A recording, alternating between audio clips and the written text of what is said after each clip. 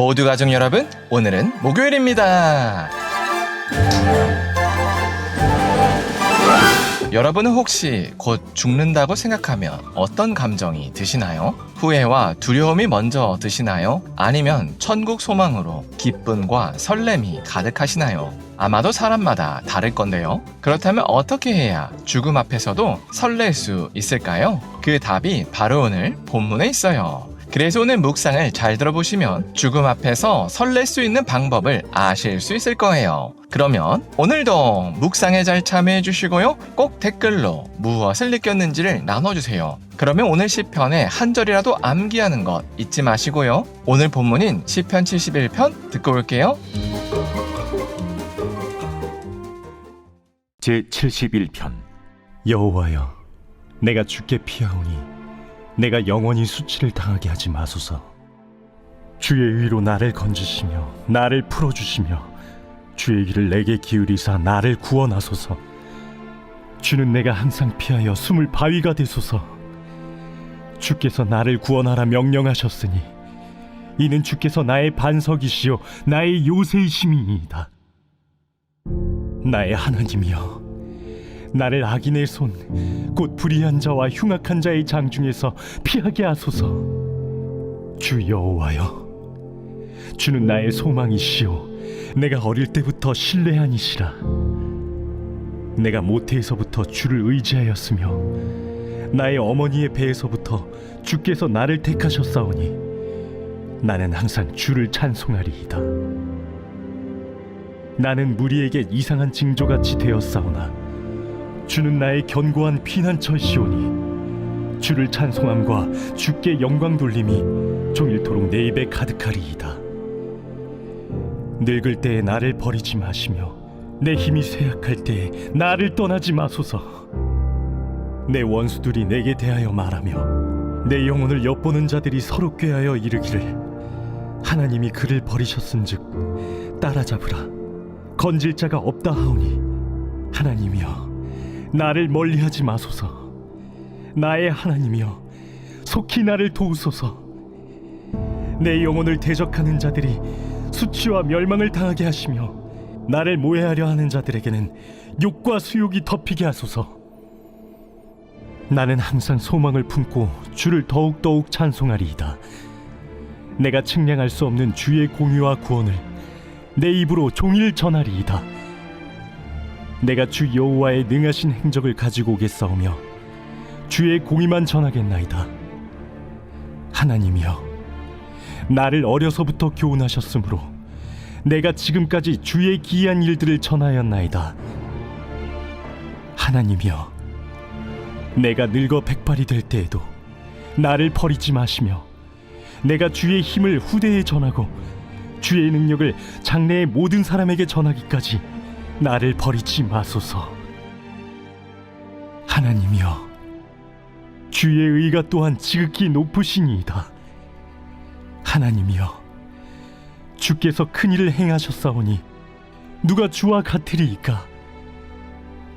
우리에게 여러 가지 심한 고난을 보이신 주께서 우리를 다시 살리시며 땅 깊은 곳에서 다시 이끌어 올리시리이다.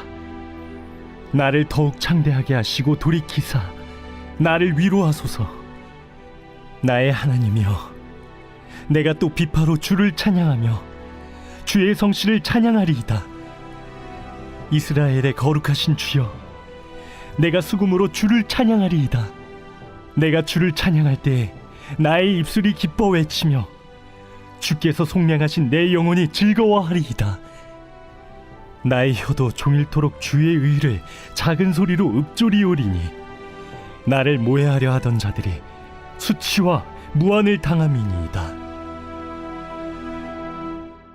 노년에 접어든 시인은 원수들로 인해서 고통받았습니다. 그래서 1절에서 주께 피하오니 영원히 수치를 당하지 않게 해달라고 간구했습니다. 그렇게 하나님께 구원을 간구한 시인은 하나님께서 자신을 모태에서부터 선택하셔서 지금까지 늘 하나님을 찬송했다고 고백했습니다. 그런데도 시인은 상황에 몰려서 마치 사람들이 자신을 불행의 상징처럼 여기며 피한다고 토로했습니다. 그러나 시인은 이런 상황에서조차 좌절하지 않고 하나님을 늘 찬양한다고 고백했습니다. 그렇지만 마음 한구석에 몰려드는 불안은 잠재울 수가 없었습니다. 그리고 그 불안은 바로 버려짐에 대한 불안이었습니다. 그래서 시인은 9절에서 매우 애절하게 늙은 자신을 버리지 말아달라고 하나님께 간구했습니다. 이런 시인의 간구는 하나님에 대한 의심보다는 하나님 없이는 하루도 살 수 없다는 애절함이었습니다. 그러면서 시인은 자신에게 남겨진 마지막 소망을 밝혔습니다. 그리고 그 소망은 후대의 사람들에게 지금까지 자신을 붙들어 주신 하나님의 놀라우심을 전하는 일이었습니다.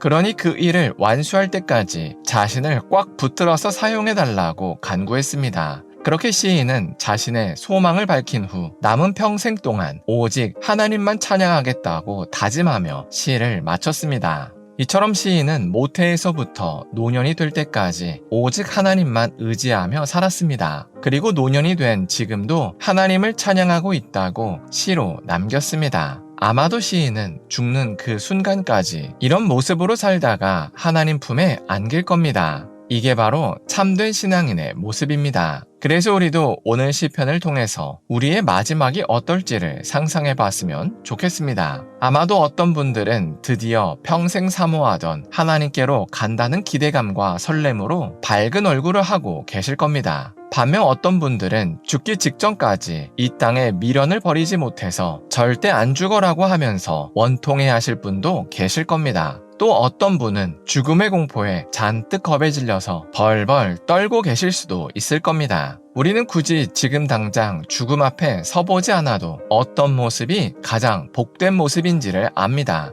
그건 바로 하나님께 간다는 기대감과 설렘으로 이 땅에서의 마지막을 보내는 모습일 겁니다. 그러나 이런 마지막은 우리가 원한다고 마주할 수 있는 게 아닙니다. 왜냐하면 사람이 아무리 다짐을 해도 막상 죽음 앞에 서면 본심이 나오기 때문입니다. 그래서 정말로 마지막을 그리스도인답게 보내려면 오늘 시편의 시인처럼 어려울 때나 좋을 때나 늘 하나님을 의지하며 하나님과 인간적인 관계를 쌓아야 합니다. 그러면 하나님께 정이 듭니다. 마치 사랑스러운 부모님처럼 또는 평생 섬겨왔던 주인님처럼 정이 듭니다. 그러면 그 하나님을 만날 마지막을 생각만 해도 가슴이 설렙니다. 왜냐하면 그동안 마치 전화통화로만 교제했던 분을 이제는 실제로 만날 수 있다는 생각이 들기 때문입니다. 그래서 이렇게 매일매일 하나님과 인격적으로 교제하는 게 죽음 앞에서 설렐 수 있는 유일한 방법입니다. 그래서 우리가 오늘 하루를 살 때 지금까지 우리가 하나님과 어떻게 교제했는지를 돌아봤으면 좋겠습니다. 그래서 언제나 하나님을 먼저 찾아서 하나님께 정이 들었으면 좋겠습니다. 기도하겠습니다. 사랑의 하나님, 시편 71편을 통해서 우리의 마지막이 설레기 위해서는 어떻게 해야 하는지를 나눴습니다. 그래서 우리가 지금까지 하나님과 어떻게 교제했는지를 돌아볼 수 있게 하여 주시옵소서. 그래서 필요할 때만 연락해서 하나님을 이용했는지 아니면 기쁠 때나 슬플 때나 하나님을 먼저 찾아서 하나님과 인격적으로 교제했는지를 돌아볼 수 있게 하여 주시옵소서. 그래서 우리의 매일의 삶이 하나님께 스며들어 하나님께 정이 들 수 있게 하여 주시옵소서. 예수님의 이름으로 기도합니다. 아멘.